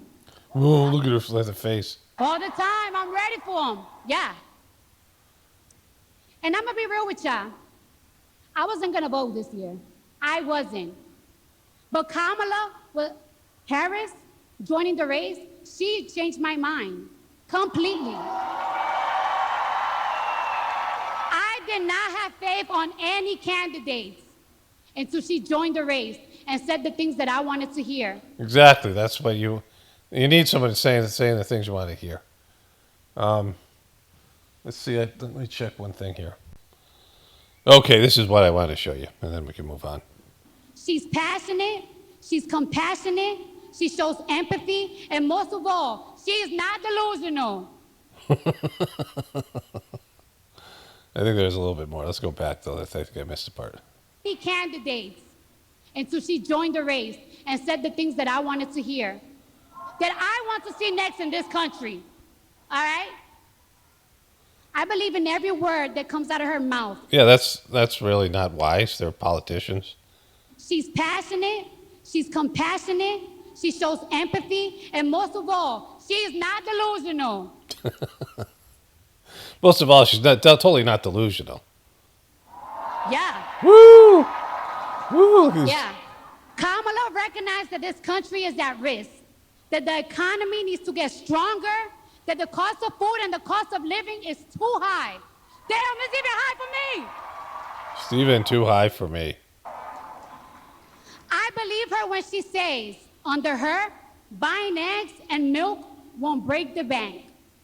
Because she's gonna pass a ban on price gouging on groceries. And she told me that in my face. So she better not lie to me in my face. Yeah, you're threatening her. You better not lie to me in my face. I mean, just so fucking remedial. Like the degradation. This is the emoji culture where people have lost language and hemorrhaged words and, are typing in abbreviations and communicating in emojis and the dumb fuckistan is full effect, right? And this is the left side. I talk about the dumb fucks on the right all the time. And, it's just, it's so bad. Like the degradation, the lack of intellectualism. And they're just applauding along with it. Just so fucking bad. So the problem with, let's get back to this Candace Owens thing. She's going to go in on Donald Trump Jr. But to start off here. I'm struck by Trump and the lack of demand, the lack of pushing on the narrative. Trump has really represented himself, at least as me, someone who voted for him twice. He represented himself as an individual who didn't trust the federal establishment. This feels like an easy layup here. You're a friend. He viewed you in many ways like a father figure, right? Hey, feds, what's going on here? And I said, maybe he did, because I was in this aggrieved stage. And so she said she voted for him twice. She talked about how Charlie loved Trump. Let's see if we go back here a second. Open up your pocketbooks. They don't have enough money there, right? Clearing, like, insistent that people did his entire life to him. Yeah. Anyways, now let's turn our attention to other allies. President Donald Trump. Of course, we have to arrive here because Charlie really loved Donald J. Trump, okay? He loved him. It is unreal going through my messages to really consider how much he dedicated his entire life to him. And I mean sleepless nights wanting to ensure that he got elected, reelected. Okay, and she said she's talking about how she voted for him twice. So, you're either a shill, right? You're either somebody who knows Trump's a piece of shit and pushed him on your audience, right? Because you have a responsibility to your audience. If you're a person out there pretending to tell people the truth, you have a responsibility to your audience, right? Like you're pretending that you're telling people the truth, but you vote for Trump twice, or you have poor judgment. So people are listening to you because you have insightful information. You're intelligent. You have, something going on that people are listening to you. They want your opinion on things. Like people come here because they want my opinion on things. And so I'm not nice. Like I'm not, a networker. I don't pander to people. I don't reach out, try to make friends. I'm not, make people feel like they belong. I'm not, giving shout outs to people. I'm not doing those things. Right.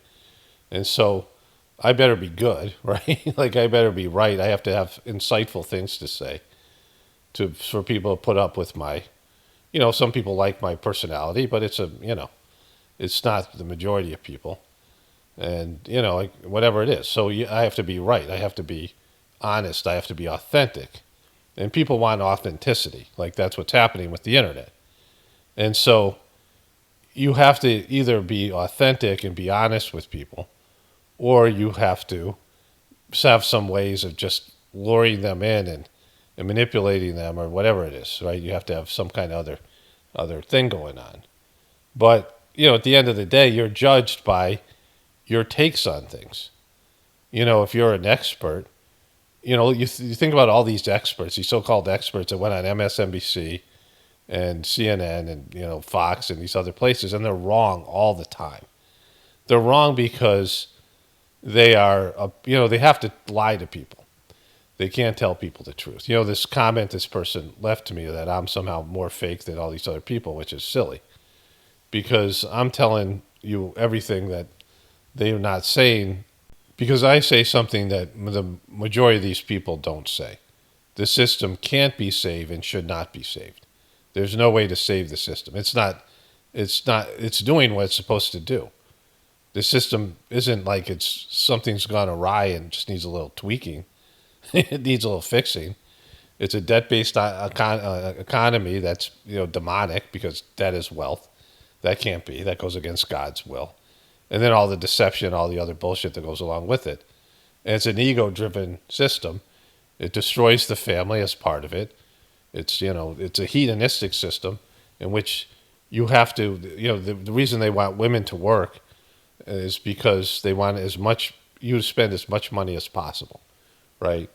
They want both parents to work. They want the kids in school so they can indoctrinate them, get them away from the family. And it was always a doomed system.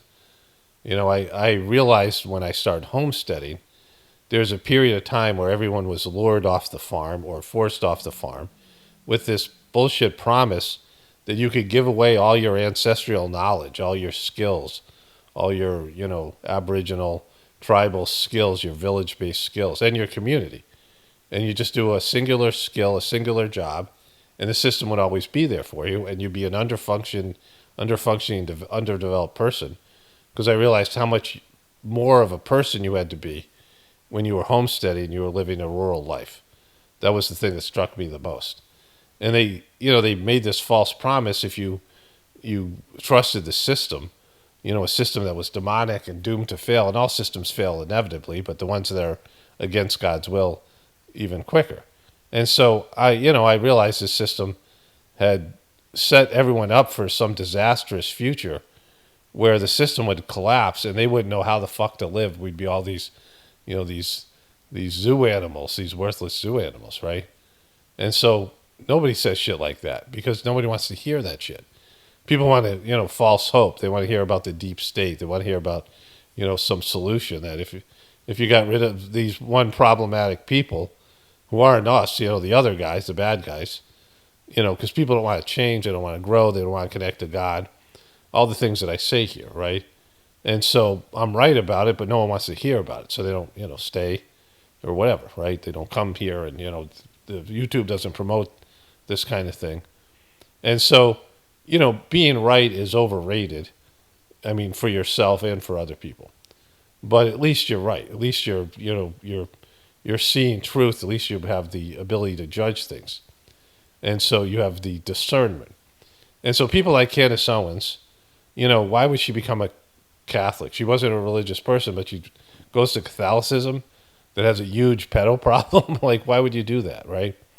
And why would you back Donald Trump? And why would you still be back in this narrative, Charlie Kirk, a guy who throws out 47 hats, when everyone knows that Trump is completely owned by Israel? It's obvious. I mean, she's covering Israel and the stuff that he's hiding, Jeffrey Epstein, and all the shit that he's doing. And so now she's kind of coming around to talking about Trump, but you have a huge problem. You have a credibility problem. And this guy, Charlie Kirk, that you love so much, he's got a credibility problem. And so, you failed in some way. Like you voted for Trump twice. Like, how did you not see what's so easily seen? The guy's a grifter. I mean, I watched The Apprentice and I was like, oh my God, he's running for president. That's going to be great. Because he's a grifter. I didn't think he'd win. But when he won, it was even better because they elected a fucking clear grifter a clear narcissist. I mean, in a way, as bad as narcissistic as all politicians are, Trump is a totally different level. And I couldn't believe it. Like, I'm like, they got that fucking guy, right? That guy? I mean, I knew he was a buffoon. You could tell from the Apprentice show. He's a fucking boob, right? He's a fraud. And so, and I knew that politics was degraded, so this was even greater that he was, that was what made it great. Our politicians suck and our political systems suck. And to have this guy come in and make a mockery of it, it was wonderful. But he wasn't going to save shit. He wasn't going to make America great again. He wasn't going to do any of that shit, right? Like anybody with half a brain should be able to figure that out. And, he was there for the entertainment value. And he was entertaining for 3.5 years and then the COVID stuff and the other things. And so, she's got a credibility problem. As much as she wants to pretend she's on the good guy side and she's a person seeking truth, she's good at finding information and details. She's got some journalistic skills. But what good is that when you fucking voted for Trump twice and you're just now realizing he's a piece of shit, right? But you're not going to talk about Charlie Shekels and his fucking credibility issues, right? And your credibility issues and the right wing's credibility issues and the stupidity. Like, the system's fucked, right? Because we see Cardi B is on one side, Charlie Kirk on the other, and, even worse than Charlie Kirk and all these other people, Laura Loomer and these people. It's just, there's idiocracy everywhere you look. And it's not just stupidity, it's willfully going against God's will. So probably Candace Owens' most annoying characteristic is she strings people along and she dangles things and she says she's setting traps and fishing for people, to contradicts what she says, and then she comes and shows them the receipts, this whole fucking thing she does. But, she is presenting this idea that somehow this is going to change things, that this is going to have an effect. And the only effect it is that people, which is a positive thing, people don't buy the official story, the Republican people, and they're turning on Trump. I got the thing with Prince Andrew tomorrow. I'll cover that. He's been defrocked, all this stuff. But, it's nothing really ever happens, right? There's no accountability. And the system isn't going to be saved or fixed. So, it's just how much entertaining, how, much of a fun you can have, whatever it is, whatever you enjoy or not enjoy. That's the only thing here. And then, making your own decisions, which doesn't take that long.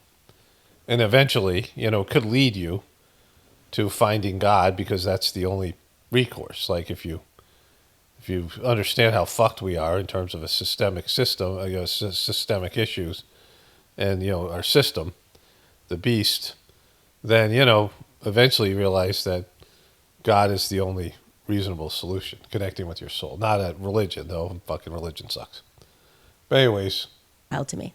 Speaking on a note of who his friends are, I will tell you there was no one, like I said at the top of the show, that could have upset me more than Don Jr. Okay, Don Jr. was one of Charlie's friends, like brother, literally a brother. Don Jr., by the way, I would say. Because they're both arrogant pieces of shit, right? Like Don Jr. is no one worse than him. I mean, he's worse. He's the worst of all the Trumpers. Even the dude who said, "I am a good boy." But I'm glad he acknowledges that I'm a good boy. I am a good boy. He was one of the people who very much helped to build Turning Point USA. He was there, okay? He did a ton of college campus events with me and Charlie, and we were always so grateful. I remember when Don Jr. started following me, I have the text messages with Charlie. I was like, it's just so fucking impressive. See, Donald Trump Jr. is Donald Trump without the charisma and the likability factor. Like, he's obnoxious, he comes off weird, creepy, but he doesn't have Trump's charisma. Like, he's, the worst version of Trump, right? Like, you take all the shit that Trump is and then remove the few little good things that Trump has. And you got you shit out Don Jr., right? oh my, Don Jr. is following me. This is amazing. He would retweet me. The beginning of the Candace story includes Don Trump Jr. being probably, without question actually, the most committed Trump family member to Turning Point USA's early story. Okay. And like I said, Okay, so we get that part of it. So here's Don Jr. on Megan with Megyn Kelly. So far, listen, so far so good. I think. Wait, she asked him about yeah. said. In fact, he did his best not to answer the question, as you'll see, and then Megyn Kelly holds him to it, and then you'll hear what he says. Take a listen. How do you feel about the investigation into Charlie's death? Can we have faith in it? Do you feel like it's being well handled? So far, listen, so far so good. I think, I've had this conversation with a lot of the guys that have been, very involved from the beginning, and others that are a big part of that movement that are, are going to take, more of a role. Guys like JD, like, hey, he believes we have to keep this going. People, myself, hey, I did a lot of them, but I got to do even more. We got to keep this going. There's never going to be a replacement for Charlie Kirk. You can't plug that in. But if we can find 10 people, well, wait, what? Not so fast. Erika would like to be plugged in. Erika's ready to be plugged in. That can do 10% of what he did, and they go all in. Yep. And do that. We can keep that alive, and honestly, we all owe that to him. Just to round back, do you have confidence in the investigation? Okay, so he said, yeah, so far so good, and then he talked about how we all have to fill in for Charlie.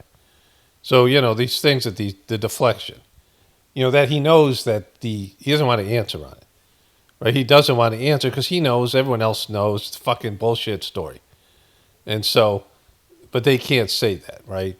Because they're corrupted. And it shows you everything you need to know about politics because it's not something where you can tell the truth, right? Like this stuff with Epstein. He was big on Jeffrey Epstein stuff being released, and his dad was like, I don't think we want that because we were kind of like pals, and I was. Should we have confidence in this FBI? So it's good that she went back to it. In investigating.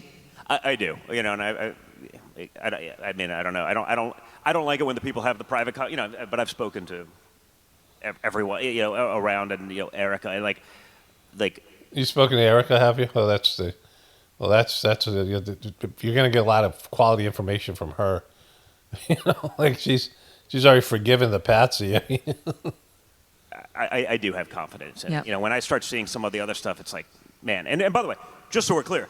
As you all probably know, if you're here, you probably follow me a little bit. Like, I'm about as conspiratorial as it gets. Yeah, that guy. Within the realm of sanity, for good cause. In the realm of sanity. That's what everyone thinks. I'm a conspiracy theorist. I'm a truther, but, in the realm of sanity, some people go too far. This kind of thing. Like they're truthers up to a point where you say something that confronts their people or their beliefs or their thing. Like he's a conspiracy theorist as long as it's about Biden, it's about Kamala, and it's about the Democrats and about the liberals. But it's not about his dad and these other people. No, we would never do anything like that. We wouldn't conspire. We wouldn't conspire like.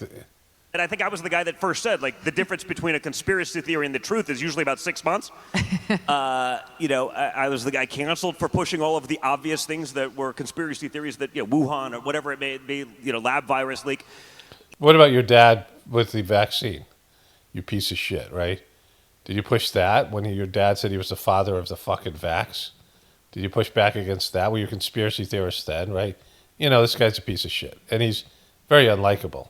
The problem is that there is a cottage industry of just clicks, and people that are more than happy to profiteer, off of that. Again, I'm not saying. Okay, so just to put this in perspective, there was this bullshit story about Haitian people. I have some connection because I have, my mom, when she started doing the meditation, my mom was a devout Catholic, but she did the Sajmarg meditation.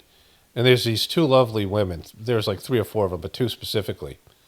And they happen to be in India later on for a Latin America or, a Spanish-speaking, I think it was Spanish, I don't know what it was, gathering that happened in India, right? So all these people from various countries that did Sajmarg, and they were from Haiti, right? They were Haitian women, the sweetest women.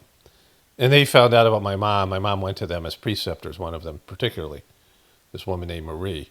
And they're just nice, sweet people. And I, interacted with Haitian people, played basketball with them when I was in Florida. And so nothing but good things to say about them, right?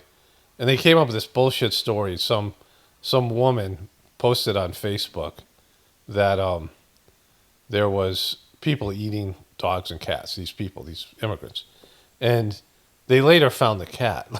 So it wasn't the woman's cat who had the cat. It was a friend of hers that posted, I think the Haitians are eating cats. Because there's 20,000 Haitian immigrants that came into the town because the town closed a plant and all these people left. And so it's a small city, 36 to 80,000 people.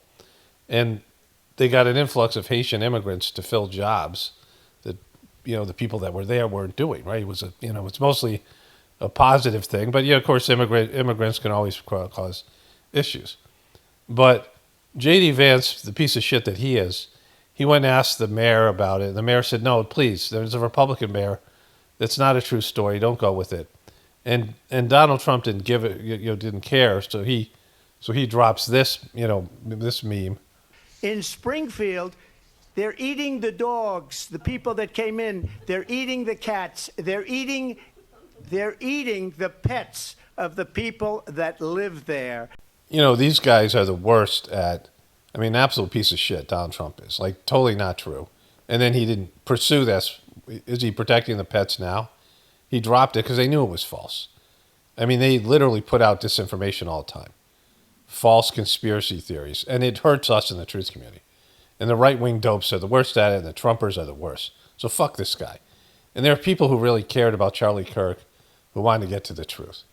Right? Not that he's a piece of shit and all that stuff, but they really care about it. They're not doing this just for clicks.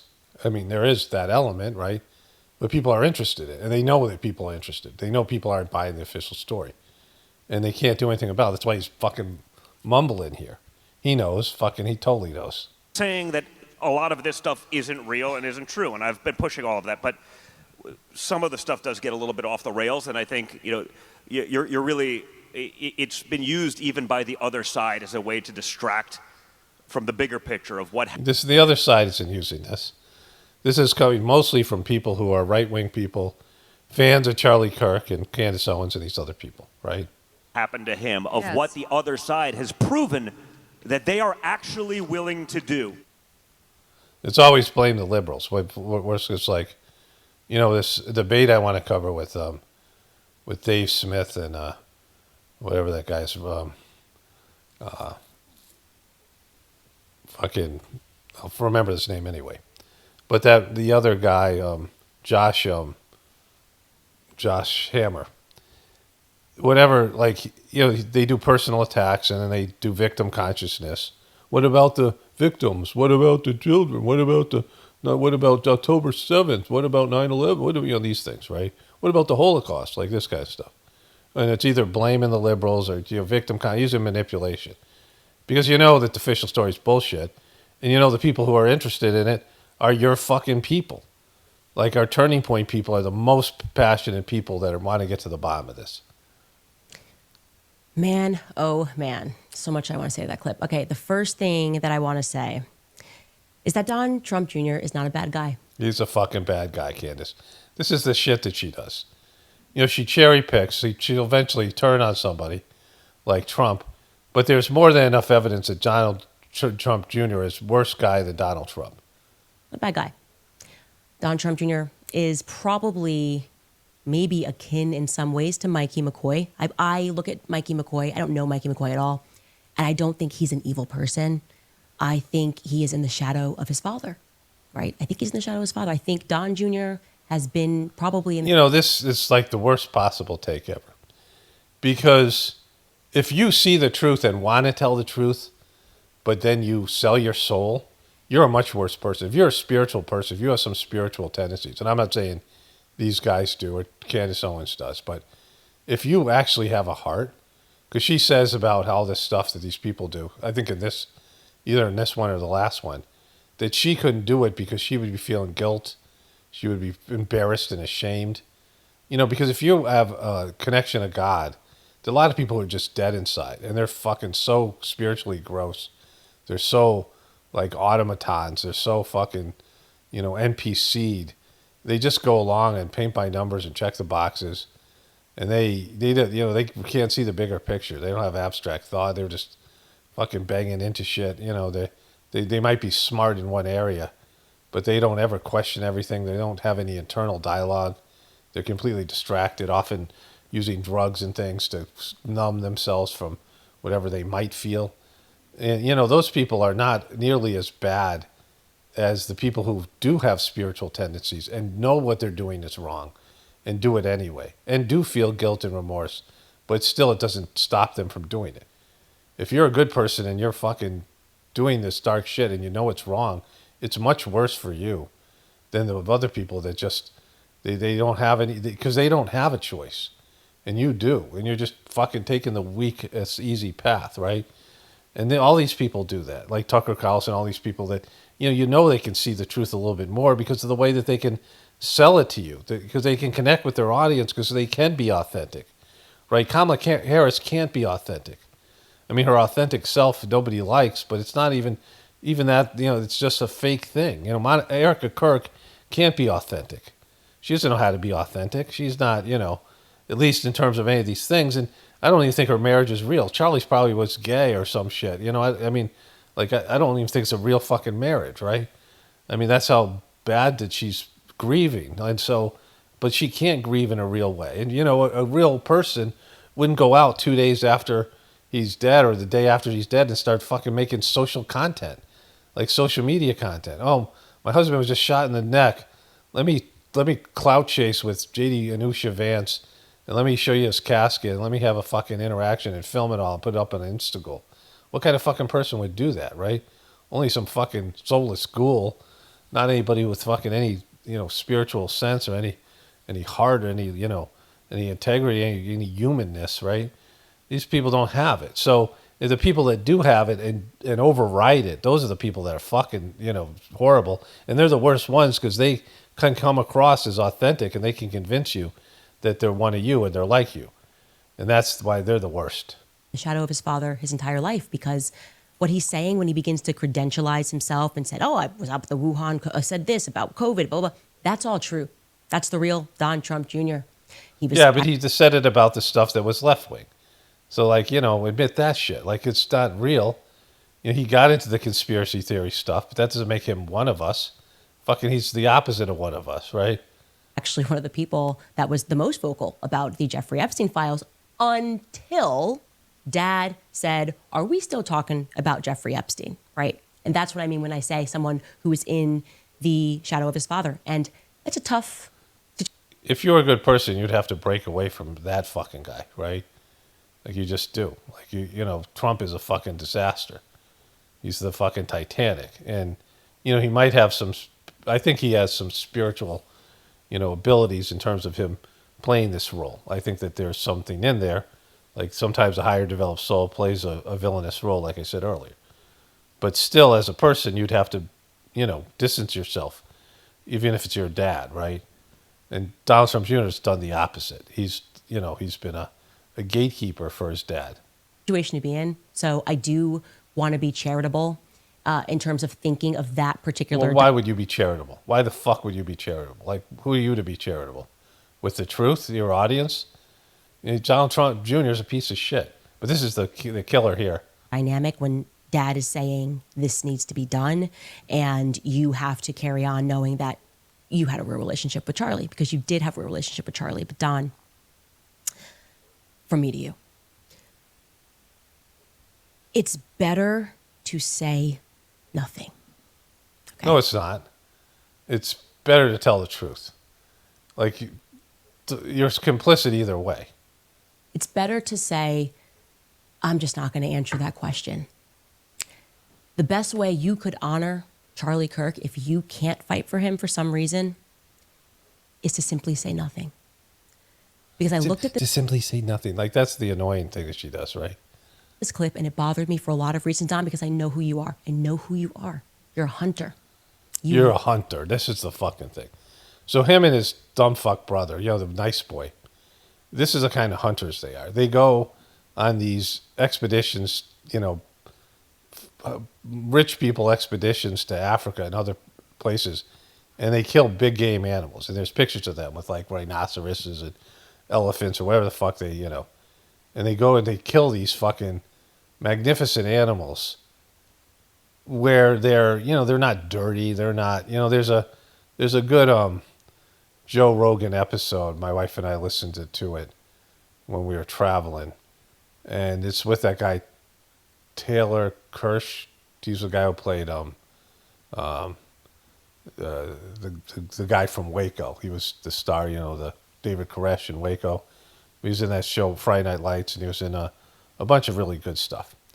And it was very interesting. The guy has an addict sister. It was something I enjoyed. Not a truther thing, but just whatever. And Joe Rogan was talking about going elk hunting. And I'm not a Joe Rogan, whatever. He's part of the thing. But he talked about how he, goes bow hunting for elk.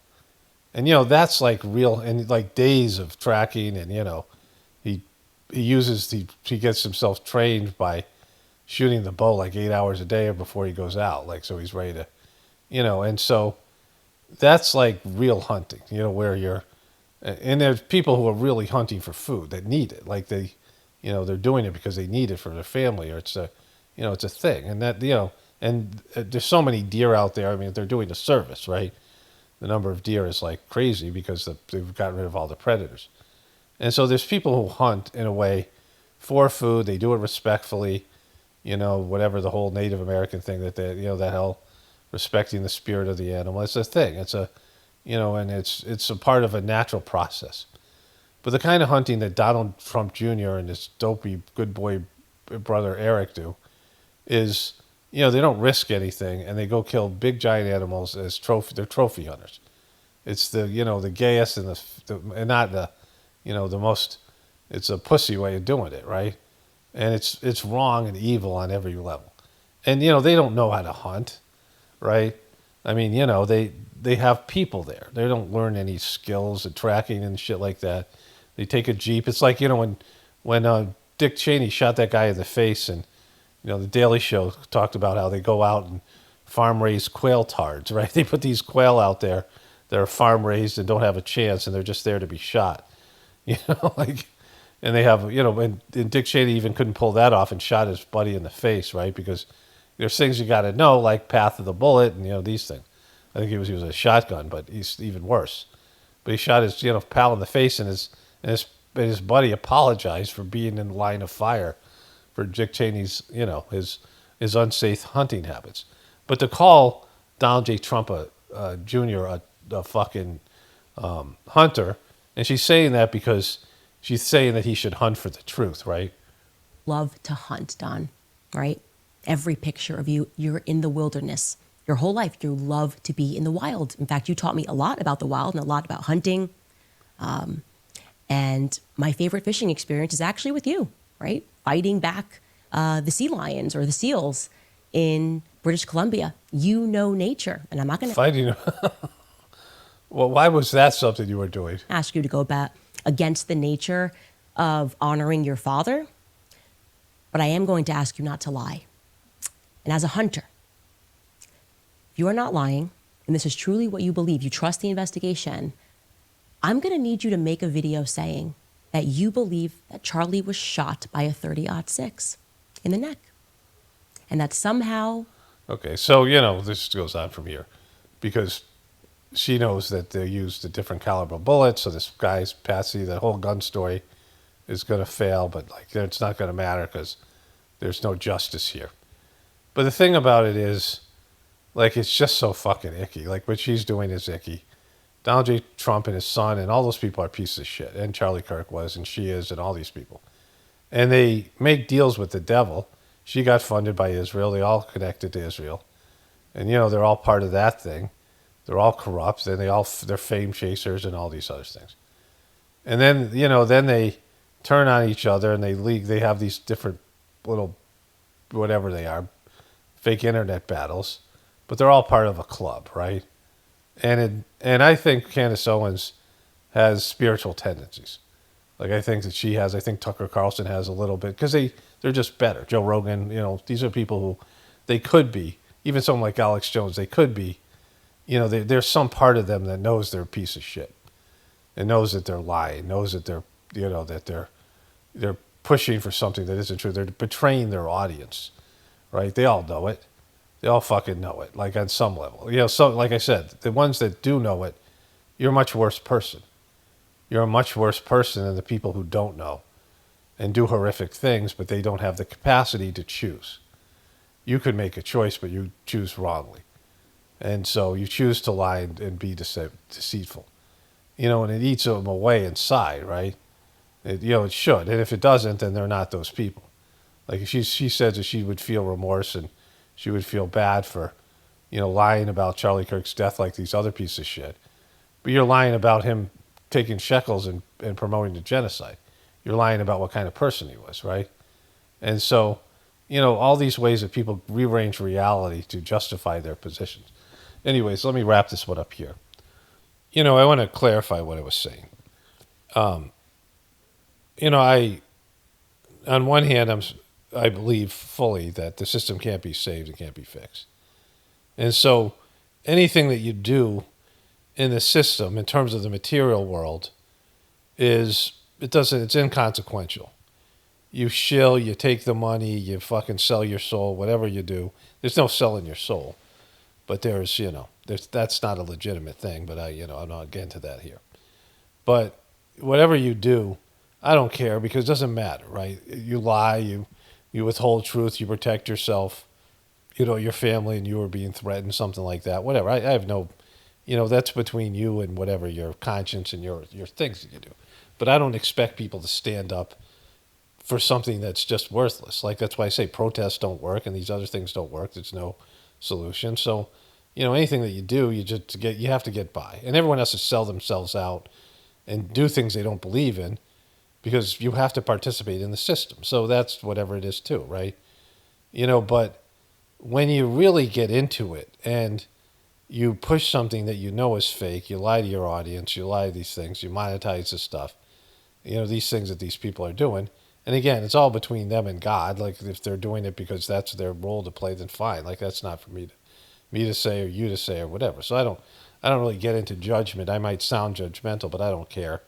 And I don't expect people to futilely toil and fight against something that's inevitable. Because the system should collapse and it will collapse. You can't make it collapse. You can't do anything to help it or hinder it. It's going to do it at its own time. It's going to die when it's supposed to die. And so none of these things really matter. And, life on planet Earth is an illusion. But when you betray your soul, you betray your soul's path, and you know it, you can feel it inside of you. That's what I'm talking about. When you know something's wrong and that you shouldn't be doing it and you do it anyway. You rationalize and you feel bad about it. You feel guilty. You have the capacity to know you're doing wrong and you do it anyway. That's when it's fucked. When spiritual people who have spiritual potential, everybody has spiritual potential, but a lot of people, they're just too locked up and they're too fucking gross. They're too whatever to do it, to embrace it. But when you have the capacity to do it and you're being warned and you have, some sensitivity and you have whatever, you're being, and you go along with it anyway, that's what's fucked, right? That's the fucked part.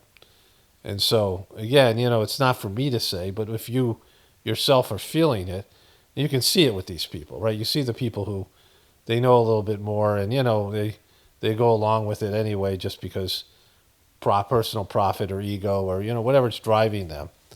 And it's, and they don't feel good about it. They're not enjoying it. They don't enjoy the fruits of their ill-begotten gains, right? They don't enjoy it. So it's like, what the fuck are you doing, right? I mean, you have to do you should do the bare minimum in terms of the system, in terms of like you betraying what you believe in because the system makes you do it, makes you tell lies, makes you to, go along to pay taxes for, to build bombs for Israel, like, these things, right? Whatever it is, like some of it you have no choice. You're kind of forced to participate. But if you have this idea that you're working for God and, that's what God needs you to do, this is your role, that you're here for a purpose and God's purpose, and you have to be in the system as corrupt as it is, and you have to manage that part of it even though you don't believe in it. And, that's all, that's all difficult to do. You have to read the ingredients, all these things. And for a conscious person, for a person who's awake, a person who's connected to their soul's path. Anyways, let me wrap this one up here. Only spirituality will save this world. It's paramount, definitely important for the apocalypse and the ascension. Everyone have a blessed day and be grateful.